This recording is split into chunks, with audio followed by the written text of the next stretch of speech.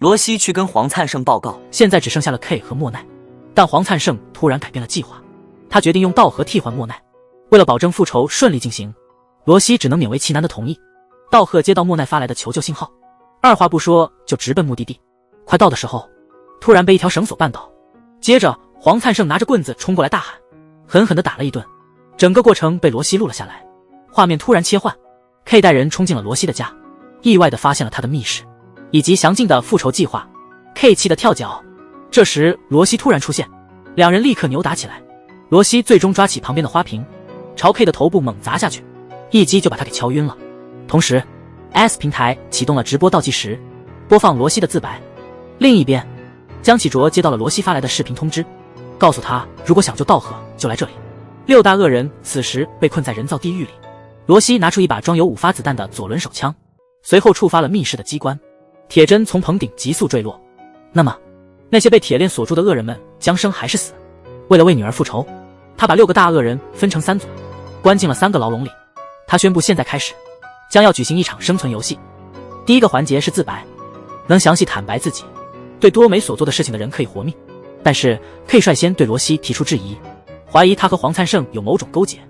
车明确表示，逼死多美的正是罗西自己。旁边的班主任也加入了攻击，质疑他没有资格做母亲。很明显，这些大恶人不打算轻易服从。只有道贺注意到了前方的摄像机，罗西毫不犹豫按下了机关按钮，3个牢房顶部的钢锥迅速下落。就在我以为故事即将结束时，罗西突然按下了停止键。经过这一下午的事件，这些大恶人的嚣张态度明显减少了。他决定再给这些人一次机会，揭露对方的罪行。如果他们选择保持沉默，就会立即死在这个房间里。计时器还剩3分钟，班主任立刻揭发车乙伪造了多张假的怀孕证明，使得车乙受到爷爷的排斥。车乙忍不住反击，指责班主任是伪造证明的人，向学校谎称多美已经生了孩子。另一个房间的争吵也变得激烈，梁董指控男警员陷害无辜的李慧昭，把他变成了毒虫，竟然还被判了死刑。男警员不理解，明明是梁董的手下散布的假新闻，那不是梁董的手下干的吗？为了转移视线，甚至烧死了养母和道贺全家。这种无恶不作的人才是真正的恶魔。突然 K 大声喊出来，提醒大家别太早下结论，别乱说。但道贺已经看穿了他的真意，他只是担心自己的假身份曝光。罗西见状立刻启动了机关，控制着恶人们的手铐脚镣自动解开。道贺立刻扑向佩斯开始打斗，梁董和男警员也加入了战斗，车姨和班主任也开始争执。但他们突然意识到情况不对，发现莫奈不见了。莫奈这家伙真是太狡猾了。另一边黄灿盛和莫奈在外面等着，他提醒这是个除掉罗西的绝佳机会。就在这时，一个像计时器的声音响起，声音从车后座传来。黄灿盛感觉到事情不妙，果不其然，在后座的扶手箱里发现了定时炸弹。他立刻大声喊叫，让莫奈快点下车，在炸弹爆炸前1秒把他扔出车外。黄灿盛确定这是罗西的手段。莫奈听后怒不可遏，他连母亲都杀了，竟然连自己也想杀掉。时间到，倒计时结束。罗西揭露了恶人们的所作所为，已经通过 S 平台直播出去了。此外，他宣布改变游戏规则，每间房间最后只能有1个人活着走出来。话音刚落，牢房的暗格里突然出现了一把手枪，打开暗格的钥匙藏在房间内，枪里只装了1颗子弹。如果5分钟内没人开枪，所有人都将命丧此地，因为罗西安装了1颗定时炸弹。目前6大恶人唯一的选择就是找到钥匙，然后开枪杀死对方。罗西把3个房间的玻璃都调成了不透明模式，随后他拿起左轮手枪走向3间牢房的出口。详细的试验过程就不展开了。在生死关头，人性的自私完全暴露无遗。罗西实际上给江启卓留了一封遗书，里面写着事件的真相和一些后续处理的事宜。他希望通过这场直播彻底揭露所有人的罪行，然后计划杀死所有人，包括自己。随着枪声一响，相应的牢门也被打开。正当罗西准备射杀走出来的恶人时，莫奈突然出现在他身后，二话不说，一枪打在了罗西的假肢上。紧接着黄灿盛冲了进来，拉着莫奈迅速离开了地牢。而出乎意料的是， K 抢到了枪并射中了道贺，车一被班主任射中了左肩，董泽被男警员射中了大腿。结果这些人都没死。就在罗西准备迎接死亡的时候，重伤的道贺重重地倒在了他面前，挣扎了几下就昏迷过去了。罗西见状赶紧尝试唤醒他，但定时炸弹只剩25秒了，一瘸一拐地拖着受伤的右腿，全力将昏迷的道贺拉向前方，直到一个高台上。然后打开暗格把他推了进去。道贺还有点力气，默默记着这一幕。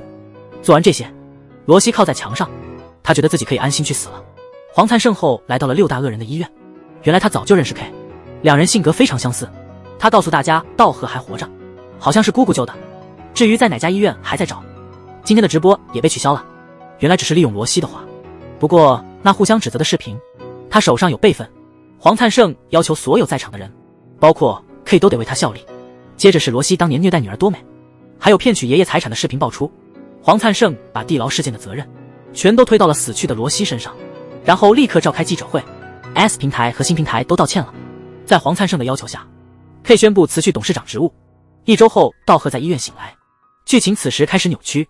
车仪收到了还清债务的短信，他立即打电话给高利贷公司，询问这是怎么回事。负责人说是罗西的代理人操办的。他听后很困惑，不懂罗西为什么这么做。另一边，道贺找到了莫奈，罗西留给江启卓的遗书被递交了过去。原来莫奈的妈妈并没有去世，尽管罗西非常讨厌莫奈，但他还是不忍心伤害一个老人，所以他找了一具尸体来掩饰真相，还找了公司的小妹来照顾莫奈的妈妈。但不知怎的消息还是泄露了，正好被黄灿盛抓了个正着。也就是说，现在莫奈的妈妈掌握在黄灿盛手中。梁董这边也在反思自己，罗西早就知道汉娜的下落，还帮忙隐瞒了关于孩子的信息，不懂他为什么要这么做。那个夜晚，坏人们都收到了罗西灵堂位置的消息，就在多美墓地的旁边。不知是突然醒悟还是良心发现，他们竟然都聚在了那里。结果大家都洗白了。柔柔的妻子故意在丈夫面前提起了自己已故的母亲，实际上她是想借这个机会找到妈妈的下落。但出乎意料的是，她的母亲竟然被变态的丈夫关在了客厅酒柜后的密室里。原来7个大坏蛋都聚集在罗西的墓前。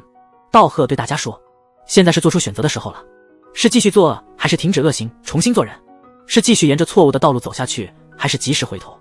第二天，尽管梁董和班主任拼命拉票，但他们的支持率只有 38.1%， 比竞争对手少了不少。这个结果让 K 非常不满。那晚他去和莫奈见面了，他调查了黄灿盛的行踪，发现黄灿盛不是在家就是在公司干净的出奇。此外，道贺还调查了这个人，查了他及他身边人的出入境记录，最近几个月他们都没有出国，这就意味着找不到莫奈妈的线索。莫奈觉得首要任务是确定妈妈的下落，于是决定去黄灿盛家里看看。这时黄灿盛正向 K 索要新平台的密钥，没想到 K 毫不犹豫就给了。他还向新平台的系统发出指令，从现在开始允许黄灿盛访问数据，但绝对不能未经他同意。听后，黄灿盛气急败坏地抓住 K 的衣领，质问他是不是找死。然而 K 提醒他，如果自己死了，那么新平台就不会让他访问数据了。然后他坚决地挣脱了束缚，表示他们应该寻找共生的方式，只要共同的敌人还在，谁都不能安心。黄灿盛顿时明白了， K 指的敌人是道贺，但他提了个条件，那就是要在干掉道贺后， S 公司将并购新平台。与此同时，江启卓在读罗西的遗书时，终于明白了多美是他亲生女儿的真相，而道贺则收到了车仪和那位男警员的消息。两人被罗西的精神感动，决定实现他的遗愿，向 K 复仇。现在要对付 S 公司和新平台，必须借助盛灿的力量。于是第二天，盛灿的长公子道贺和那位前娱乐公司的老板江启卓，在姑姑的安排下，江启卓被任命为盛灿集团的副总经理。原因其实很简单，因为姑姑已经对这个有魅力的男人心动了。与此同时，莫奈让黄灿盛的老管家离职，然后趁机在家中寻找母亲的线索，但是仍然一无所获。回到餐厅之后，他突然灵机一动，想到了一个好点子。当黄灿盛醒来时，惊喜地发现莫奈正在为他准备早餐，早餐是辣炒年糕。莫奈看着黄灿盛尝了一口后，故作悲伤地说，以前母亲经常为我做辣炒年糕，最近都快忘了她的样子，连个梦也不肯给我一个。然后没等黄灿盛回话，就站起身来，一边伤心。实际上他是想利用这个言听计从的男人，但莫奈没有预料到的是，黄灿盛竟然把莫奈的母亲关在了客厅酒柜后面的一个密室里，而他可以看到外面的一切动静。莫奈离开后，黄灿盛立刻打开了密室，莫奈的母亲被吓得紧紧抱住床角。原来1个月前，黄灿盛将莫奈的母亲带回公寓，本以为让老人家在这里安顿，但莫奈的母亲想打电话报平安，电话的对象竟是闵道贺，这让他一下子火冒三丈，一把抓住莫奈母亲的头发，大声斥责，严令他不准再提那个混账，接着对他进行了一顿毒打，然后就把他关进了密室。这次黄灿盛进来是想请莫奈的母亲帮他办一件事。不久后，莫奈刚好拍完戏回来，收到了黄灿盛寄来的便当，一打开，心里突然咯噔了一下，迫不及待地尝了一口，这味道真是怀念的妈妈的手艺。同时，道贺开始执行他的反制双平台计划，7人复活剧情进入高能阶段，班主任情感纠葛后彻底转黑，莫奈的妈妈亲手把女儿交给了那个变态。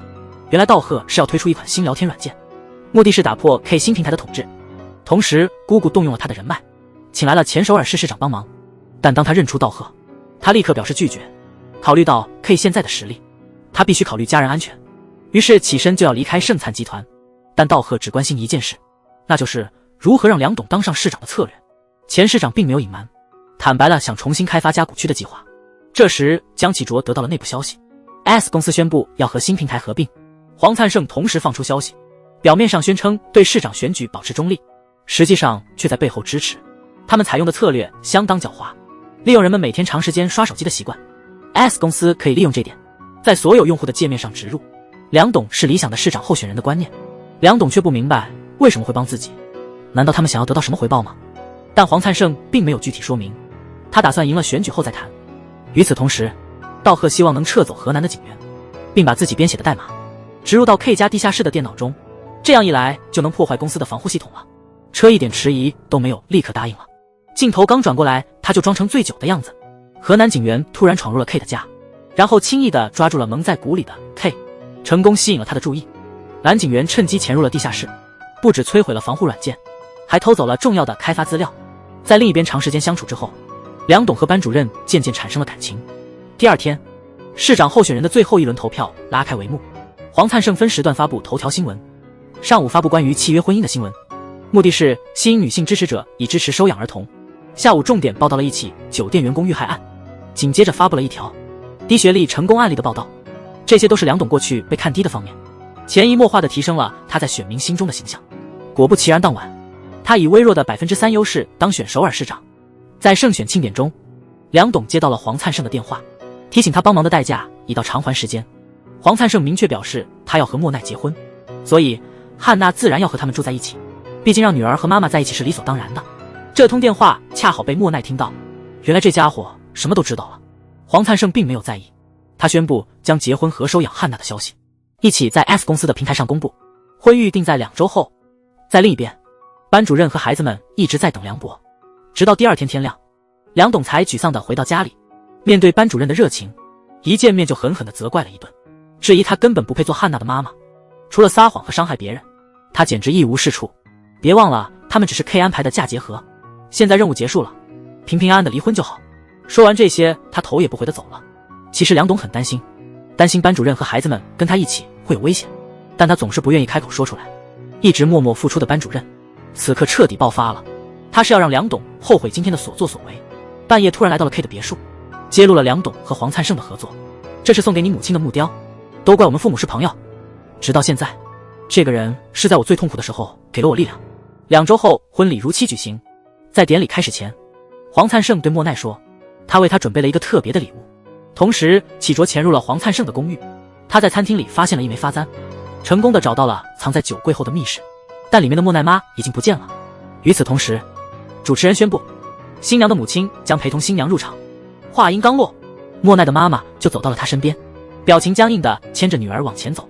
不管莫奈怎么呼唤，她都没有任何反应。就这样，莫奈妈亲手将女儿交给了那个变态的女婿。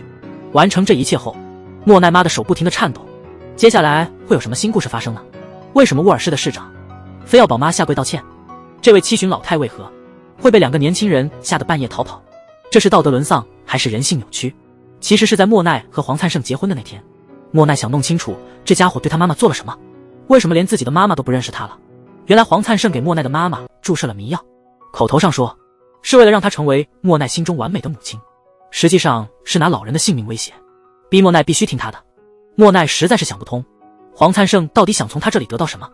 我真没想到这家伙的回答竟然这么现实。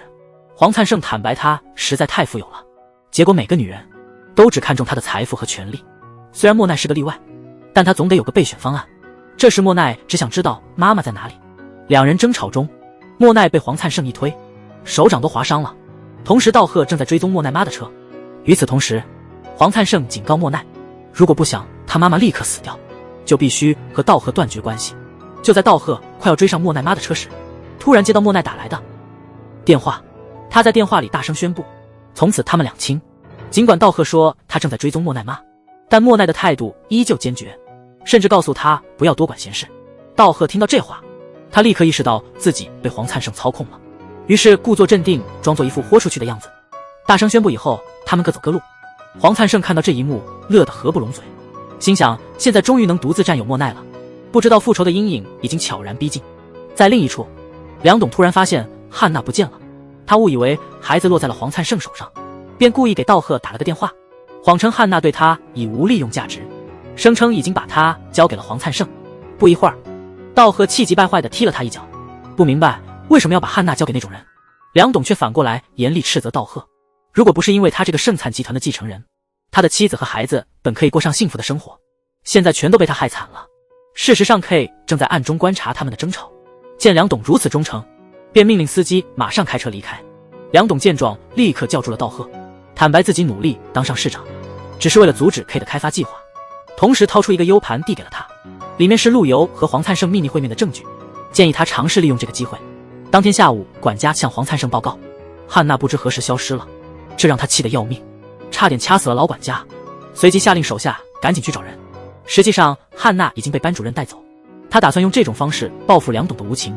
与此同时，莫奈在黄灿盛家中无意中捡到一块玻璃碎片，根据这个线索找到了关押母亲的密室，墙上还有老人留给女儿的鼓励的话。莫奈心碎到极点，一直自责是自己害了妈妈。很快他就想出了一个大胆的计划，紧接着开始不停地用身体撞击墙壁。心意相通的道贺决定和莫奈断绝联系，转而优先寻找汉娜。这时班主任已经把孩子带到了 K 家，经过这些日子的相处，他已经很喜欢这个孩子了，但因为梁董的关系，还是做了冲动的事。与此同时，道贺找来了车仪和那位男警员，让他们散布关于黄灿盛的谣言，嘱咐他们一定要全力以赴，越夸张越好。这对情侣首先选择了出租车，司机装作无人的样子聊天，说黄灿盛是梁董的金主，还说自己看见他们在餐厅吃饭，每一个字都被认真开车的司机记下来。这位司机马上转告了其他同行，不到1个小时，整个街坊都知道了这件事，包括一个论坛的博主。他召集群里的妈妈们，还加了些添油加醋的描述，成功的把谣言推到了新的高度，然后以伸张正义为名，在网上批评黄灿盛和梁董。同时道贺用黑客技术把帖子集中到新平台的通讯软件上，这样一来就让 K 和黄灿盛自相残杀。事情发展得非常快，黄灿盛一听到这消息，他立刻冲到公司去处理公关危机。莫奈觉得现在是行动的最佳时机，于是他也开始采取行动，直奔剧组，故意让人看到身上的淤青，引来了工作人员的关注。顺便说一下那个论坛上的宝妈，她的孩子总是欺负班主任的女儿，不仅不道歉，还经常无理取闹。因为他知道班主任家有政治背景，不敢对他怎么样。但梁董一当选市长，第一件事就是查了宝妈的背景，发现她和一个幼师关系不清，最终导致那个幼师自杀，吓得宝妈赶快跪地求饶。梁董警告宝妈，如果再敢惹自家人，就等着后悔去吧。不久之后，梁董身为市长，宣布重启搁浅了6年的巨项目，一下子地价飙升到原来的20倍。姑姑也趁机买了一些地。那天下午，化妆师偶然发现莫奈浑身是淤青，立刻断定他肯定遭遇家暴。莫奈的哥哥赶紧拍下了整个过程，同时江启卓在发布会上隆重推出新的聊天软件，为了展示其前瞻性和独特性，第一条新闻就是一位当红女星遭遇家暴，现场记者立刻爆炸，这个话题迅速登上热搜。这时道贺突然出现在台上，在莫奈结婚前就已经遭受黄灿盛长期的暴力对待。婚礼结束后，莫奈妈突然失踪，新闻发布会还未结束，警察就突袭了黄灿盛的住所。趁乱，莫奈装作非常惊恐的样子，家里的老管家急忙把这情况报告给黄灿盛，同时呼吁如果报道是假的，请黄灿盛出面澄清，或者在3小时内证明莫奈妈安全。黄灿盛虽然算尽了一切，却没想到会有这么一招。他决定让农奈妈短暂露面，然后送她去一个无人能找到的地方。那晚他把老人塞进车里准备离开，正好被监视的莫奈哥哥看到，一怒之下拦截了黄灿盛的车，但因为体质较弱被迅速制服。莫奈妈趁机从车里逃了出来，拼命跑了起来，一口气跑进了一个废弃的民房，找了个角落藏了起来。黄灿盛正考虑如何处理莫奈问题时，莫奈妈情急之下爆发了潜力，挣脱了看守的束缚，夺过对方手中的打火机，然后抓起旁边的汽油桶开始往外泼，心里想只有自己死了才能不拖累莫奈，一边泼油一边跑向屋内。不久后，莫奈和其他人赶到了火场，火势太猛，普通人根本无法靠近。正在这时，道贺赶到了现场，他不顾一切冲进了火海。这一幕让他想起了同样在火中丧生的母亲，他暗下决心绝不让这种情况再发生。很快他就发现了昏迷的莫奈，但逃生的路已被大火封锁。无奈之下的道贺只好抱起莫奈从窗户跳下逃生，幸好他们不是在很高的楼层，两人都安然无恙。这次经历后，莫奈对道贺的感情明显达到了一个新的高度。第二天将公布加古区的建设公司名单，然而梁董突然宣布，他从未计划开发那片土地，他故意放出消息，目的是要揪出那些操纵房地产市场的幕后黑手，彻底根除那些独占市场的集团，实际上是为了阻止 K 的阴谋。这番慷慨激昂的演讲恰好被电视前的班主任听到，他这才明白自己错怪了好人，突然意识到汉娜可能处于危险之中。与此同时，江启卓查到汉娜在 K 的家，于是一群人急忙前往 K 的家。第一个到达的是班主任，他正打算带孩子逃跑，差点被管家发现，不知从哪儿来的勇气，他拿起台灯猛地向那人后脑勺砸去。班主任嘱咐汉娜不要管他，只要一直向前跑。没多久， K 带人急匆匆返回别墅，他最讨厌背叛者。另一侧，江启卓在草丛中发现了躲藏的孩子，他告诉孩子班主任还在 K 家里。话还没说完，突然远处响起了枪声，班主任就这样退出了游戏。接下来又会有什么事情发生呢？停下来，让将死之人说话。班主任正处在迷茫之中，他看到了已经死去的多美，在他的幻觉里，他拼命想要保护自己的孩子，甚至跪在地上请求原谅。但多美不理解，他只是个孩子，为何会有这样的遭遇？为什么他的命运如此悲惨？就在这个时候，班主任被梁董叫醒，他意识到自己的生命已经走到了尽头，所以他请求大家一定要抓住 K， 因为班主任终于明白罗茜当初为何那么做，这也是对多美的一种补偿。梁董已经视他为家人，实在无法忍受亲人在自己面前离世，于是几个坏蛋立刻护送班主任去了医院。路上大家的心态都有了变化，大家对班主任充满敬佩，他竟然冒着生命危险去救别人的孩子。莫奈也被深深触动，道贺决定立刻报警，要让法律制裁江 K。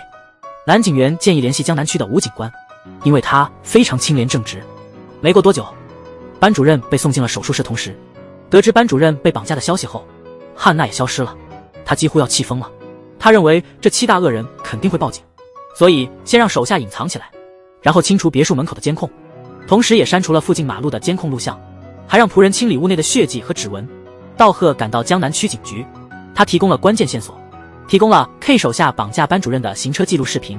吴警官立刻让同事出具了拘捕令， K 无计可施，被迫配合警方调查。他只是律师，封锁新闻报道。得知 K 被捕后，道贺马上打电话给江启卓，告诉他可以对付黄灿盛了。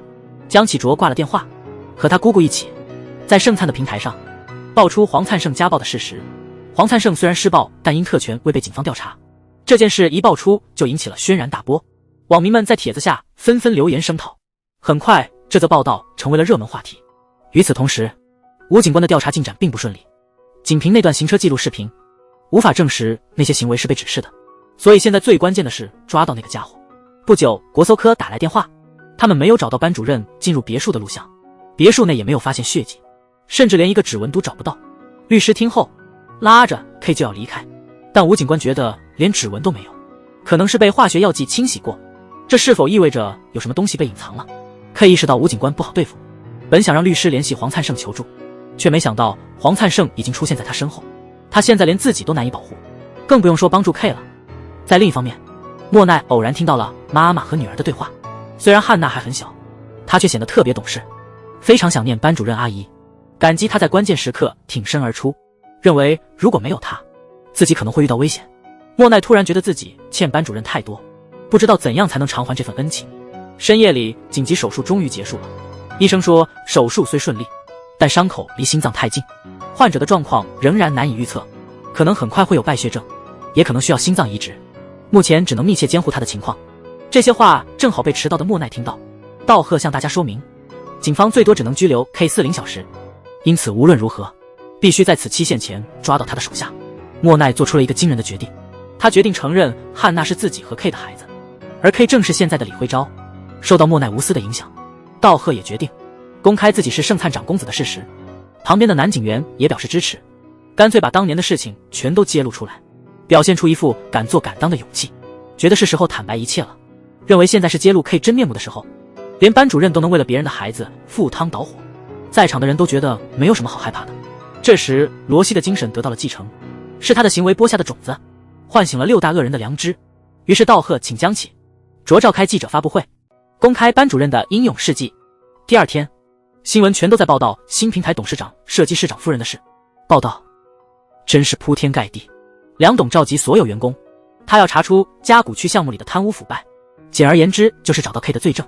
当晚他的手下假扮成外卖员潜入警局， K 随手拿出一张空白支票，告诉他想写多少就写多少，效忠的时刻到了。于是这家伙绑架了一个女孩，还开启了实时直播，在全国观众面前开枪射击，不久后就被警察逮捕了。但他的目的是为 K 扛下所有罪责。与此同时，吴警官那边也出了问题，能证明 K 罪行的行车记录视频不翼而飞。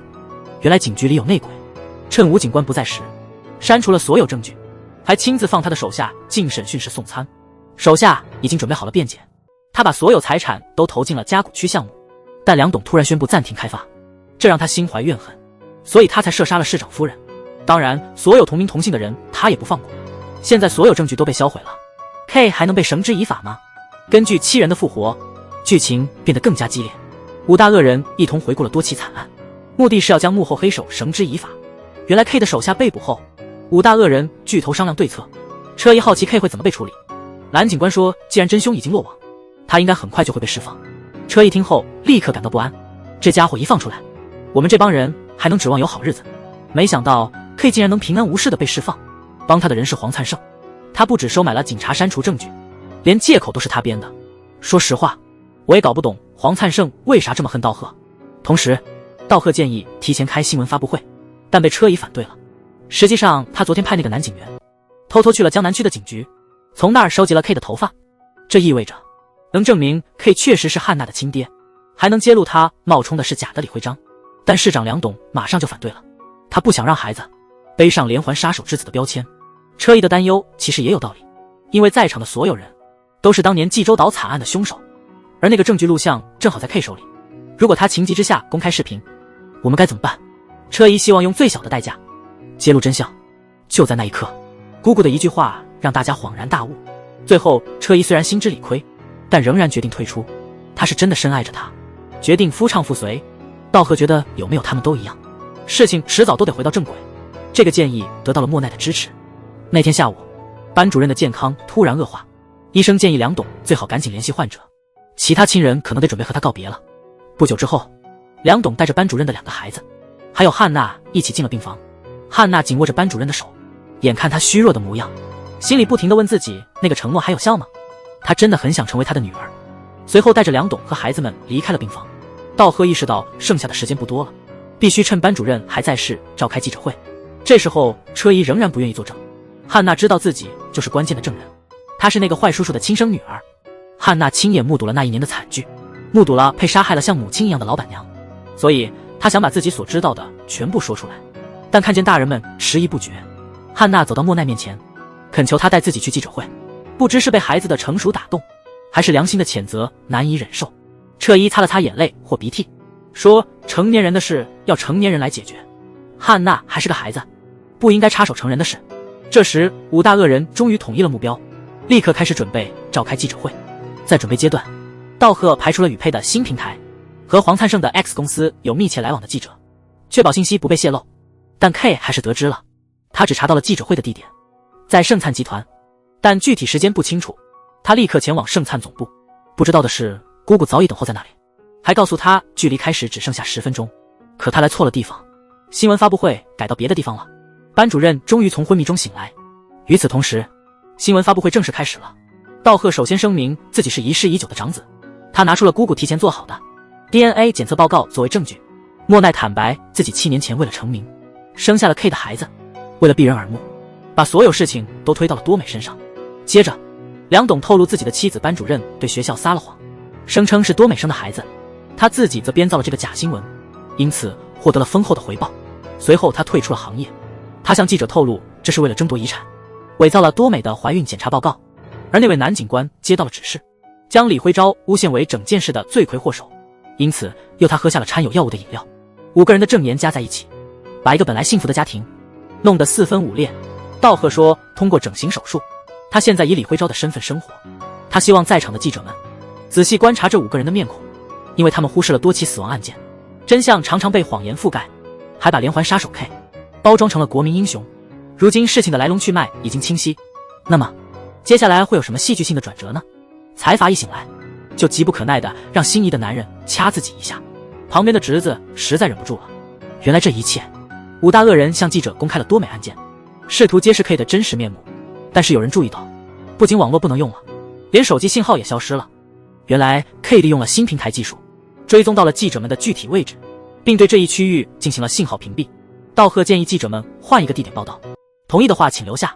最初大家都犹豫不决，这时一名记者突然站起来，决定挑战权力，揭露事实，要把真相告诉大家。他的行动得到了支持，其他记者也纷纷表示愿意支持正义。于是道贺忙着帮记者们转移地点，同时派车保护涉案的孩子。与此同时，克也在忙碌，他通过新平台得知了这些动向，立刻和黄灿盛分头行动。不久之后，记者们乘坐的面包车被堵截，随后被带到一个废弃工厂，被迫跪在地上。但记者们并不畏惧，他们的目标是揭露 K， 也就是申俊熙的真相。看到这一幕，其他人也开始响应，表示宁死不屈，坚持新闻职业的伦理，拒绝被杀手威胁。随着反对声越来越大， K 反而更加兴奋。面对这些视死如归的记者，他早已准备好了对策，立即命令新平台将这些记者与家人的聊天记录发给他们。在他们还未反应过来时，所有记者都接到了同一条消息。看完之后，个个脸色大变。最有原则的那位记者，他的妻子通过各种关系在家属区投了资，其他记者的情况就更糟了，他们的黑料比那位记者还多。一旦这些记录公之于众，他们所谓的职业精神将不复存在。毕竟现在的民众很容易被引导，只需轻轻晃动一下黑料，再光明正大的人也会付出代价。这样一来，他们的家人肯定受不了，最后可能会做出极端选择。这番话一出，记者们几乎都气馁了。K 的要求很简单，忘掉之前的一切，按他提供的资料写报道。此时江启卓通知道贺，记者们都没去找道贺，他立刻猜到肯定出事了，所以打算尽快公开真相视频。但整栋大厦突然停电，没有网络，无法上传视频。他立刻带梁董出去查看情况，姑姑留在办公室准备备份。突然有人出现在他后面，一瞬间就把他迷晕了。这个人是黄灿盛，他迅速删除了揭露视频资料。事后姑姑告诉道贺，停电和资料丢失都是黄灿盛搞的鬼。但大家不要灰心，真侄子去世后继承了他哥哥的遗愿。第二天，莫奈和道贺的不伦恋情就上了新闻，新闻报道铺天盖地。 K 趁机进一步打压，声称道贺诬陷他为杀人凶手，顺带清洗了黄灿盛的名誉，声称黄绝不会对妻子家暴。同时，盛灿集团举行了记者发布会，姑姑宣布他将辞去董事长职务。有人好奇地问，这不是让集团无人领导了吗？姑姑透露，一位新的董事长将引领集团迈向未来，那人就是刚刚被爆出丑闻的道贺。台下记者们都惊呆了，这个人真的适合这个职位吗？道贺直言不讳，明说之前的申俊熙是个冒名顶替者，那个冒牌货，还冒充现在的李辉钊，并公开了李辉钊死亡的视频。一场关于真假儿子、财阀家族战争就此开始，全媒体都在场见证。道贺和姑姑进行了 DNA 测试。与此同时，黄灿盛发表联合声明，一方面要告对方诽谤，另一方面则是大肆宣扬不伦恋情。这里补充一句，南朝鲜民众最不能接受的就是不伦恋情的新闻，只要莫奈保持沉默，道贺就必须面对舆论的巨大压力。因此莫奈那晚写下了遗书。第二天早上，新闻报道巨星韩莫奈和黄灿盛和好如初。他这么做一方面是想用自己的努力帮助道贺摆脱困境，因为黄灿盛已经答应只要和好如初，这样就不用再被道贺纠缠了。另一方面，莫奈打算亲手解决黄灿盛，然后再去对付 K 那位身价千亿的大财阀。刚刚和失散了40年的穷叔叔重逢，婶婶开始以各种借口向他索要钱财，侄子一旦开始资助，他们的要求就变得越来越过分，不仅希望他能安排5个孩子进公司工作，甚至连祖宗的祠堂都想翻修。虽然 K 明知道有人在背后操控，他还是欣然接受了，因为他想利用家族的力量来证明他就是李辉钊。这条新闻一出，他又向多美的老学校捐款，试图把公众的注意力引向别处，但他的计划早被江启卓和道贺看穿。道贺还开发了一款防护软件，只等明天的身份确认会议，这软件就能派上用场。黄灿盛正要出门，莫奈故意拦住了他，还假装温柔地帮他整理衣领，其实是装了个窃听设备。黄灿盛这次出行的目的是趁 K 外出的时候去看守新平台的服务器，防止黑客组织的入侵。莫奈得知这个关键信息后，立刻通过短信告知了江启卓。关于 K 身份的验证会议很快就开始了，尽管检验人员是随机选的，整个过程还会实时直播，看起来非常公正公开。但道贺其实已经知道了结果，因为 K 已经通过新平台系统篡改了自己的指纹、血型和就诊记录，甚至连 DNA 也造假了。但道贺是要让他付出沉重的代价。姑姑马上发布了一份声明，关于新平台的服务器会存储所有用户的个人信息和聊天记录，如果不想被盗用，请务必安装盛灿集团的安全软件。与此同时，黄灿盛接到了莫奈的电话，他谎称有记者在抹黑他和道贺的关系，其实是在故意制造机会，同时也在拖延时间。得知妻子受委屈后，黄灿盛立刻采取行动。趁着这个机会，道贺趁机侵入了新平台的系统，悄无声息地植入了一个病毒。紧接着，他带着3个自称是李辉钊挚友的人冲入了会场，要求公证人同意他们的请求。现场立即紧张对峙，在众多记者面前，K 也不敢轻易反对，但为了安全起见，他联系了黄灿盛，通过操控新平台的系统获取了这些人的资料，然后通过通话告诉了自己。不久之后，这3人的身份被确认，他们是李辉钊的大学同学，分别是李宗泰、钱浩荣和韩硕明。根据黄灿盛提供的信息，依次报出了他们的名字，并向他们表示友好。但李宗泰推了推头发，露出额头上的一条明显的伤疤，问他是否还记得这个。没想到李宗泰突然大笑起来，指着伤疤说那是他醉酒不小心摔的。就在这时，道贺开始挑衅李辉钊，他其实根本不认识眼前的3个人，他们这辈子都没有见过面。其实就在前一天晚上，道贺已经想到了用假身份来搅局，但新平台的系统可能会暂时显示入侵提示。江启卓听到这个后，才去联系了莫奈，但他不知道 K 现场已经乱成一团，他立刻宣布不接受任何检查，然后从后门悄悄逃了出去。那晚黄灿盛得知 K 出了洋相，他便独自一人回家了。莫奈故意叹了口气，表示自己最担心的是汉娜，他知道 K 被逼到绝路上，肯定会找汉娜母女麻烦。深爱莫奈的黄灿盛听后立刻承诺，只要他在，绝不会让母女俩受到任何伤害。如果妻子有命令，他再也不会帮助 K 了。莫奈其实就是想要这样的承诺，他想让 K 成为黄灿盛的敌人。第二天 K 主动去找秘书长，请求国土部将嘉谷区开发项目定为国家级工程，并希望国家能支持他的身份。如果不这样做，他们可能都要坐牢，因为他手里掌握着总统和许多官员的把柄。最终秘书长只得勉强同意。下午开始配合，黄灿盛在办公室不小心泄露了密码，透露了嘉谷区土地下埋藏了许多网络入侵设备，恰好被莫奈监听到了。他马上把这个消息告诉了江启卓。另一边，一名男警官接到了吴警官的电话，吴警官告诉他家附近的安保已经被 K 控制，现在孩子们非常危险。他发了一个地址过来，要他立刻悄悄地撤到那个地方。画面突然转换， K 威胁梁董要重启嘉谷区的项目，因为他已经绑架了那些孩子。原本正直的吴警官也被 K 收买了，现在孩子们已经被他控制了，但梁董还是留了一手。他要求和孩子们进行视频通话，要确保每个孩子都安全。话还没说完，汉娜就用手语暗示了几个词。机智的梁董表面上答应了 K， 然后趁 K 不注意，迅速给道贺发送了一条短信，告诉他孩子们被关在某区的14号。与此同时，江启卓在小弟的帮助下找到了嘉谷区地下的入侵网络。不久之后，秘书长拿着证据告诉 K， 取消了嘉谷区项目的开发决策，这让 K 非常愤怒。他威胁说今天一定要解决孩子们。在另一边，道贺和江启卓赶到了14号，轻松解决了几个看守，成功的救出了孩子们。这时 K 也到了现场，他立刻开车追了上去。尾随到这里的梁董感觉到了不对劲，他踩下油门紧随其后。在这期间，他告诉道贺 K 就在后面追着，他一直在跟踪。孩子们刚要和他说话，电话突然没电了就挂断了。 K 的行为越来越疯狂，几次都差点撞上道贺的车。在一个急转弯处，梁董突然鼓起勇气，直接撞向 K 驾驶的银色汽车，但因为惯性，梁董的车撞上了路边的护栏。道贺看到这一幕，立刻跳下立交桥去救梁董，但梁董的意识已经开始模糊，生命垂危之际，他向道贺真诚道歉。当时他不理解失去家人的痛苦，梁董不指望道贺能原谅他，只希望能实现他的最后愿望，将他的心脏移植给班主任。话音未落，他就永远地闭上了眼睛。多天后，班主任在医院醒来，迫不及待想见孩子和丈夫。她的丈夫因财阀的陷害死于一场车祸，她去报警，但警方却因害怕不敢立案，连负责此案的检察官都被临时换掉。在南朝鲜，难道有钱有权真的能为所欲为？梁董的车坠桥后， K 立刻命令他的新平台系统删除附近的监控录像，然后踩油门逃离了现场。不久后，医生宣布，因为伤势太重，梁董被宣布脑死亡。这条消息被监视道贺的手下偶然听到，他立刻向佩佩报告，得知梁董已经不在后，更加肆无忌惮地行动起来，直接闯入秘书长的办公室，掏出手枪开始威胁，如果不想成为他杀死的最后一个人，就赶紧想办法重启加古区的项目。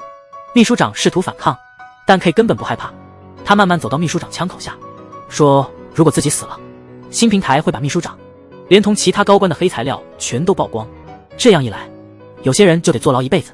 权衡利弊后，秘书长选择了妥协，同时 K 还有件事要拜托他，就是偷走梁董的死亡证明。按照以前的方法做，肯定没问题。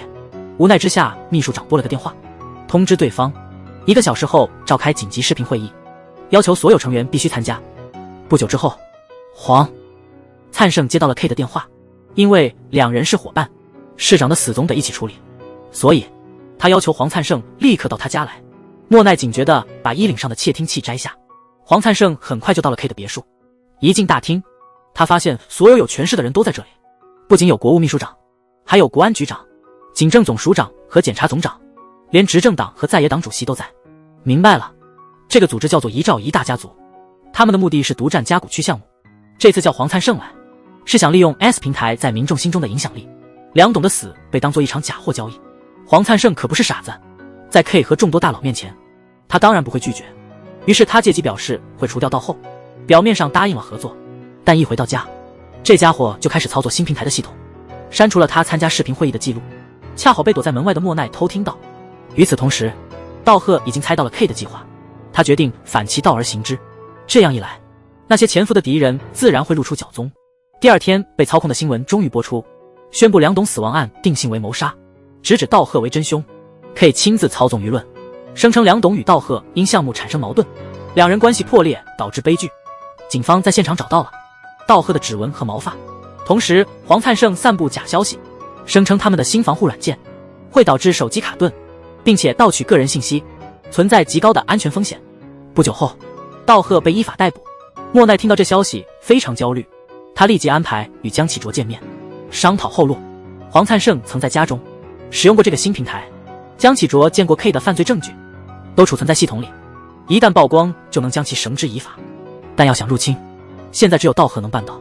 听了这番话，莫奈下定了决心，他请江启卓帮忙将道贺从警局救出。那晚，道贺开始影响江警官，因为江警官本是个正直之人，最终触动了他的良心，但他并没有马上表现出来。几天后，梁董的班主任处处受阻，正当他不知所措时， K 派人把他带去一趟。其实 K 的目的很明确，就是要他接受道贺杀害梁董的事实，这样他的老公就能被塑造成正义的英雄，否则就得说梁董是个贪污的市场官员，他的孩子们将一生背负政治贪污者的污名。那天晚上，莫奈主动提出请黄灿盛出去吃饭，但黄灿盛早已看穿了他的意图。另一边，江警官解开了道贺的手铐，轻声透露江启卓在外面等着，并嘱咐他只有1小时时间，必须在8点前回来。道贺立刻上了江启卓的车，当时是7:05。不久，两人悄然进入黄灿盛的家。道贺开始尝试入侵新平台系统。与此同时，黄灿盛突然决定立刻回家，坚决地说要马上回家。5分钟后，江启卓接到了莫奈的电话，立刻明白了电话中的含义，催促道贺加快速度。当黄灿盛回到公寓时，屋里已经没人了，但他进入卧室后，整个人情绪失控，因为卧室的监控拍到了道贺的身影。作为惩罚，他打算杀掉道贺以及莫奈的母亲和哥哥，一把抓住莫奈的头发，试图把他关进酒柜后的小黑屋。莫奈趁黄灿盛不备逃了出来，一头撞倒了他。为了保护他的母亲和哥哥，他拿起厨房的水果刀，直接刺向黄灿盛的胸膛。但这家伙真不好对付，刺得那么深，他居然没当场死去，甚至还威胁要害莫奈的所爱之人。黄灿盛透露，多美的亲生父亲其实是江启卓，莫奈注定会死在他手上。话音刚落，黄灿盛突然掐住莫奈的脖子，试图和他深爱的人一起死去。江启卓将黄灿盛摔到餐桌上，正要解决掉他，那么一旦处理掉黄灿盛，江启卓会不会放过莫奈？但真相从来都不是关键，人们总是只相信他们想信的，然后错误的消息就这样传开了。毕竟越闹越大越有意思，这样就能赚更多的钱。原来黄灿盛死后，莫奈真诚地向多美求原谅，为之前对他做的一切忏悔。就在那时，老管家带着人敲响了门铃。江启卓让莫奈耍点小手段拖延时间，他想办法处理这场乱局。就在老管家和他的人冲进客厅时，莫奈挡在了他们面前。卫生间传来水声，莫奈谎称她丈夫正在洗澡。老管家接到了黄灿盛发来的消息，让他带着佣人们先回家，这样才把老管家打发走。江启卓建议先处理尸体，然后他们一起离开现场。莫奈决定暂时装成黄灿盛，继续和 K 保持联系。他们找到了一个藏尸的好地方，江启卓把尸体藏在酒柜后的密室。与此同时， K 为了推进嘉谷区的项目，命令高层官员立刻逮捕道贺，同时也发出了逮捕江启卓的通缉令。第二天，国安局局长亲自宣布，江启卓在嘉谷区埋设了大量用于网络入侵的设备，意图盗取政府和企业的机密。这种肆无忌惮的行为，国安部绝不会容忍。一切似乎都进行得太顺利，反而让他开始感到不安。道贺和江启卓音讯全无，连黄灿盛也消失了。于是他直接去了公司，秘书告诉他董事长病了，正在家休息。他拿出手机给黄灿盛发了条消息，回信的语气和平时不一样，这让他觉得有些不对劲。当晚就来到黄灿盛家门口，起初莫奈不想开门，但对方威胁说如果不开门就要强行进来。莫奈只好开了密码门。 K 声称是来探望的，无论如何都要见到黄灿盛。莫奈没办法，只好应付，打算借喝酒来拖延时间。他正去地窖里拿酒的时候，黄灿盛的尸体突然重重地落在地上，发出了巨大的声响，声音清晰可闻。他走到酒柜旁边，巧合地发现了酒柜后面的秘密房间，里面还有黄灿盛的尸体。莫奈回到客厅时，发现 K 已经不见了。他立刻意识到事情不妙，冲进了卧室，在监控中看到了道和，随后赶快打电话给江启卓。出乎意料的是， K 已经安排好了后手，他尾随莫奈的车，试图找到车椅和其他人的藏身处，同时环抱了假警说道贺杀了黄太守。就在这时，江启卓的车突然出现，拦截了 K 的车，成功帮莫奈摆脱了跟踪。 K 一气之下拔枪对准了江启卓，同时江警官和道贺因谋杀罪被逮捕。与此同时， K 在逼问江启卓，想知道道贺入侵新平台的目的，但他宁死也不肯透露任何信息。这时检察总长打电话告诉 K， 道贺的事情已经处理好了，只要明天的会议一结束，一切都将尘埃落定。 K 听后非常高兴，没有立刻杀掉江启卓，而是将逼问的任务交给了手下。那天晚上，一个良心发现的佣人趁着给手下送酒的机会，偷偷给江启卓塞了一把刀片和一张纸条。第二天，警方带道贺去现场指认，紧接着新闻和网络博主纷纷报道这一事件，报道铺天盖地，引起了巨大关注。此事迅速引爆了网络讨论。莫奈和伙伴们看了新闻之后，决定动用自己的资源来帮助道贺。同时在另一地点，江启卓震开了绑，轻而易举地摆脱了看守。纸条上提示他从后门逃离，原来是他姑姑在外面等他。但江启卓并没有急着去救道贺，而是提出了一个要求，要先去一个无人知晓的医院。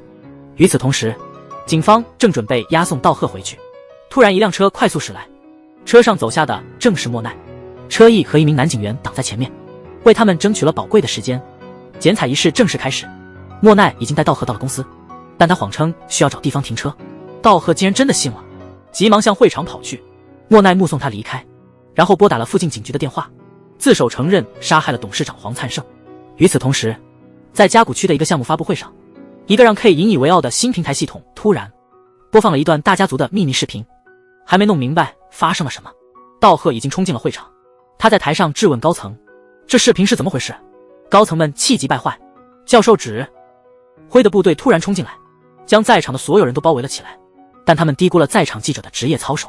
一个戴着小眼睛的记者偷偷直播了现场发生的一切。警察总署长傲慢地指责道贺是凶手，旁边的检察总长则诬陷视频是伪造的。秘书长还故作关心地问道贺这么做不怕民众反弹吗？这正合道贺的意，他立刻把责任推给了 KK， 心里已经打起了小算盘。他觉得梁董的尸体已经被火化，所以自己说什么也没人能证实。他开始当众胡说八道，声称自己亲眼看到道贺把梁董推下桥，还描述了道贺狰狞的表情，甚至说道贺挖了梁董的眼睛。话音刚落，秘书长急忙让道贺自证清白。同时莫奈已经到了警局，他交出了作案工具并主动自首。与此同时，道贺公开了他和秘书长的秘密通话，秘书长一听，脸色立刻变得铁青，他命令士兵立刻执行道贺。没想到平时胆小的车仪和警员都站到了道贺前面保护他。紧接着班主任也冲了出来，不知是被感动还是记者本能的正义感，他们责怪士兵将枪口对准人民，手拉手围成了人墙。他们视死如归，保护着心中的良知和正义。就在双方对峙时，会场的大门再次被打开，姑姑和江启卓带着还未完全康复的梁董赶到现场。原来梁董并没有立刻死，但姑姑洞悉了假侄子可能会做的事，所以他给道贺打了个电话，他们商量了对策。刚好有个心脏病患者脑死亡，于是道贺他们决定以计还计，把梁董的名字贴在了器官捐赠箱上。戴 K 的手下一确认尸体，就立刻转移到了姑姑的医院。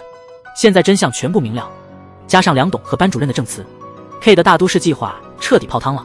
他不愿意就这样罢休，一把抢过士兵的枪，开始向观众袭乱射。伤者随后被紧急送往医院，警员在掩护撤退中因重伤未能见到两人的孩子，孩子在救护车上不幸夭折。时间快转3个月后， K 的庭审正式开庭，他厚颜无耻地请求发言，声称自己已经深刻反省，这3个月里多次深刻反思，声称若不是童年遭受虐待，自己不会变成现在这样的人，因此请求法官对他宽容。他这话一出，庭下顿时哗然。K 知道这样说不会有用，便开始动用情感牌，说自己有个8岁的女儿，女儿还在这个世界上，他非常爱她，但却无法和她一起生活。 K 不想让女儿记得自己是个恶魔，因此希望能减轻判决。没想到法官命令删除 K 的这番话，并要求记者不要报道这事，因为涉及多起死亡案件，可以看出是假新闻引起的问题。法官随即宣判，此案的起点是多起死亡事件，每次假新闻爆出来，一个个谎言不断交错，最后造就了许多营销大号。